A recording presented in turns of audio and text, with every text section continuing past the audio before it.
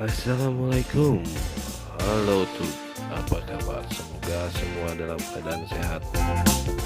Kita lihat kembali komentar para reaktor mancanegara seperti dalam tayangan berikut ini.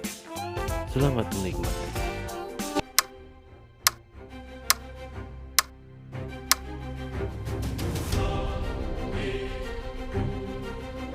Good that you're here. We about to do some ALIP. And my voice is raspy. I got kind of a black eye because I got in a fight with the guitarist. No, I was kayaking and like the kayak hit me in the face. That's a whole thing that I'm not gonna go into. But anyways, I'm super duper excited to be watching some ALIP, man. Dude, this is fantastic. Oh, Kuchin just walked in. So Salamat, how you doing? Akbar. I might not look it, but I'm excited. I'm worn out, but I'm excited. So let's just, can we just listen to some music? Let's go.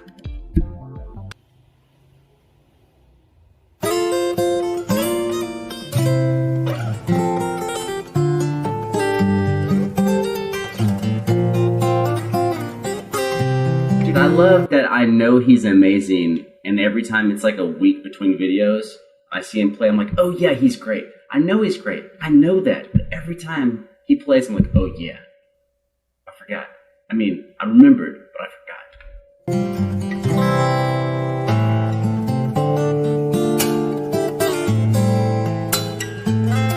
I'm assuming because there's a cigarette back there, he's not going to do any behind the nut bends on strings 6, 5, and 4.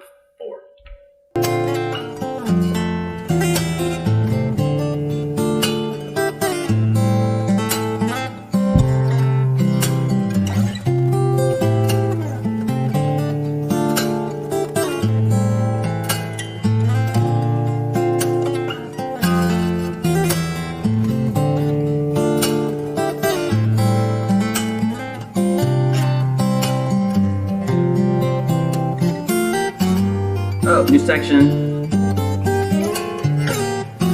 Oh, that's nice.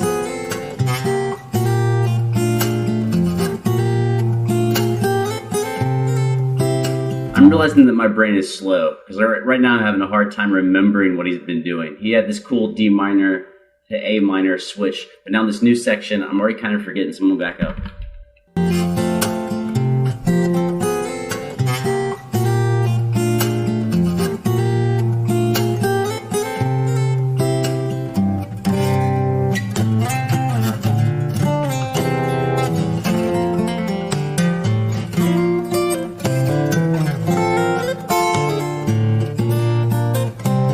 My guy, man.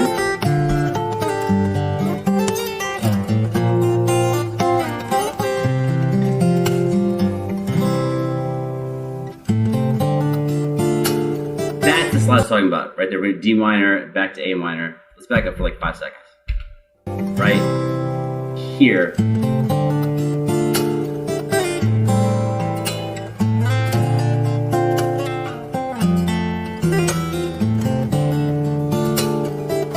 Alright.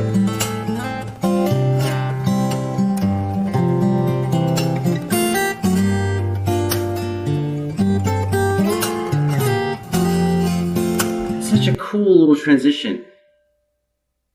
It's G minor to what? Hold up. Then to an F. G minor.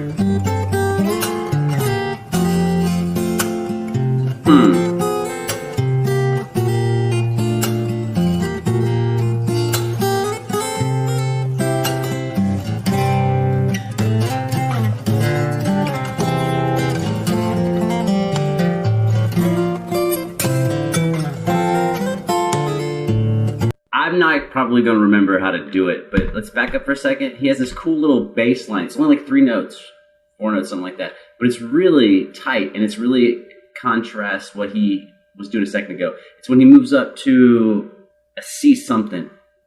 I'll just make a noise that points you.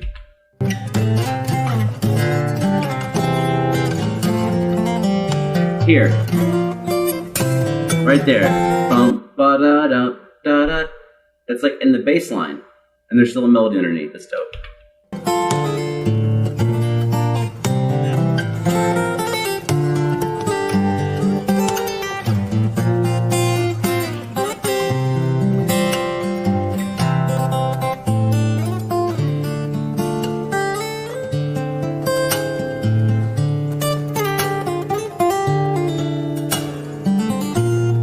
B flat. A lot of C. We've got a lot of F, C, B flat going on, which means we're pretty much anchored in the key of F. Because C and B flat are the 4 and 5 chords. And then you have that little contrasting middle section.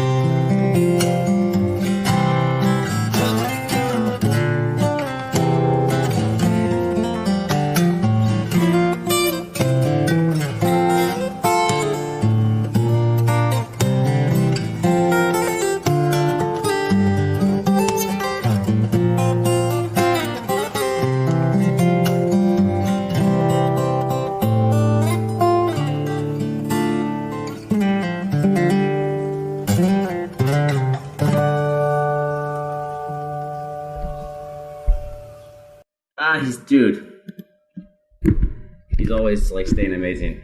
This is one of those days where I'm gonna grab that guitar and it's probably a bad idea.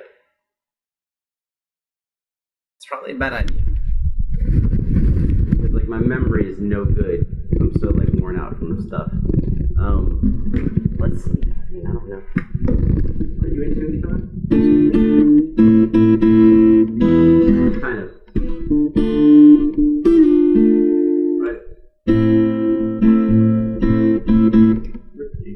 Tuned enough. So we're going from this D minor to an A minor.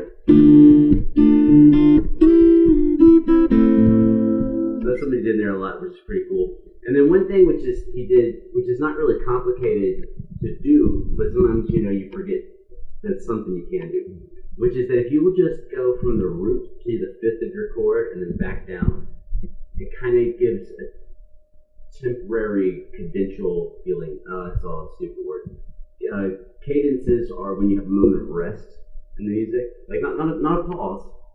When a phrase comes to a moment of resolution.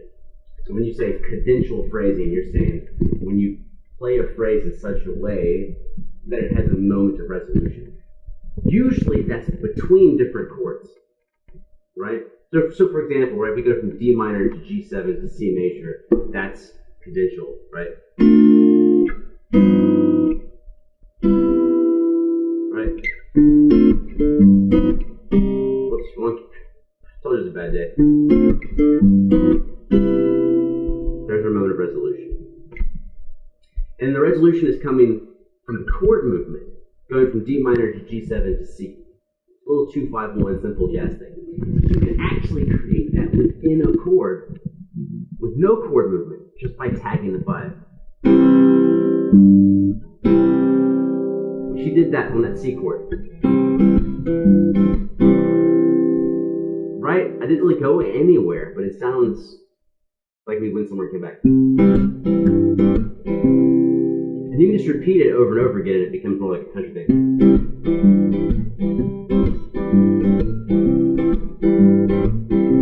Is just one thing. It's just C the whole time, but now it actually sounds like you're moving.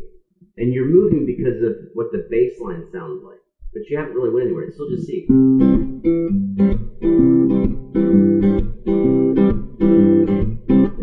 So he did that a bunch in there. He also would slide up to notes. It's like I think he played a B flat major 7 or something here. So he's sliding up.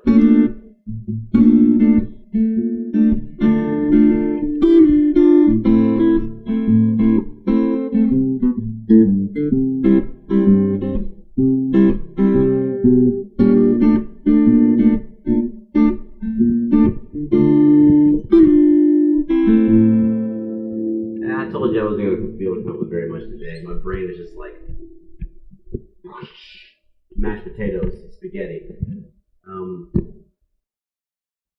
Yeah, I guess the simple thing to say is I've enjoyed it. I thought it was awesome. I always think it's awesome. So that's why, like, you wonder why I do guitar stuff at the end. Some people think it's like I'm trying to be like, oh, I'm dope. No. It's that, like, everyone says cat, back up.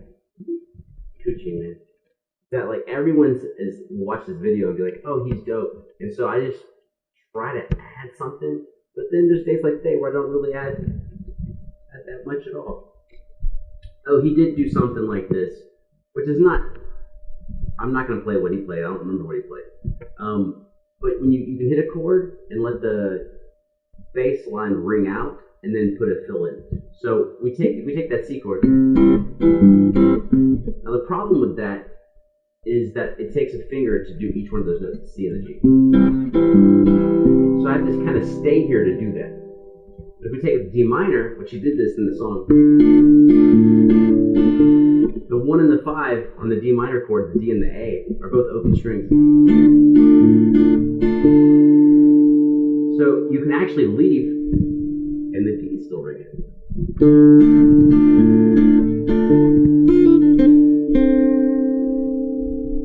So you get that. Like right now, there's a note ringing that I don't have to hold down, and therefore I can kind of just disappear and do something else.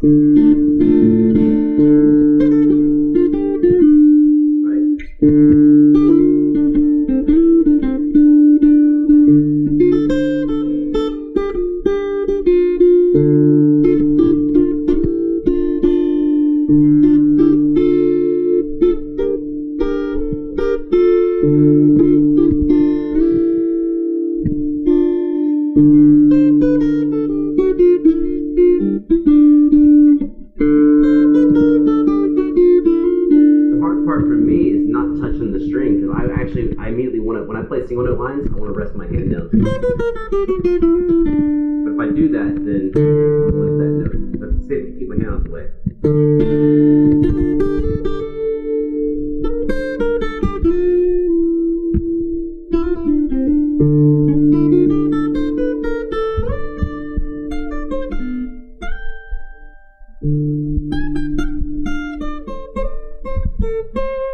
All I'm doing is moving different D minor sections around. I'm taking a D minor here, a D minor here, a D minor here. I'm just playing around each one of those spots. Right here.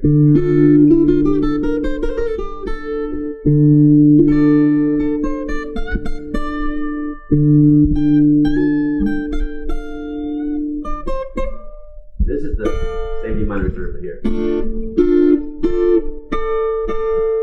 3 strings, just playing around the chord shapes. Now, obviously, he's doing a lot of other fancier stuff on top of that. But remember, like all fanciness, actually, when we think about fancy stuff from a theoretical standpoint, fancy stuff is always based in simplicity. Because what you're doing is you're taking something simple and then you ratchet up the performance aspect. You take the amount of notes per measure, where you're shifting the bends, the slides. But I mean, the majority of that song that he played was 4 or 5 chords. You know, I don't remember them all. A B flat major, a C major, an F, a D minor. Like over 90% of the song was just 4 chords. But it was how he was interpreting those from spot to spot, plus the melody and the bass movement that gave it its complexity of a performance. But the essential material, very simple. The execution, extremely complex.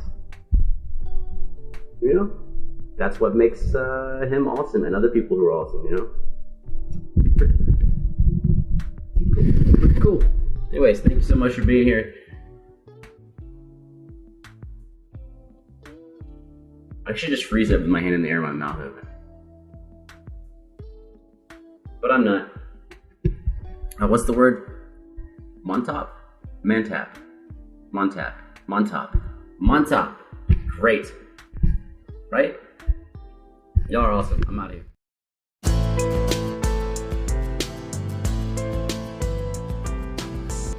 Demikian sobat, kritik atau saran silakan tulis di kolom komentar.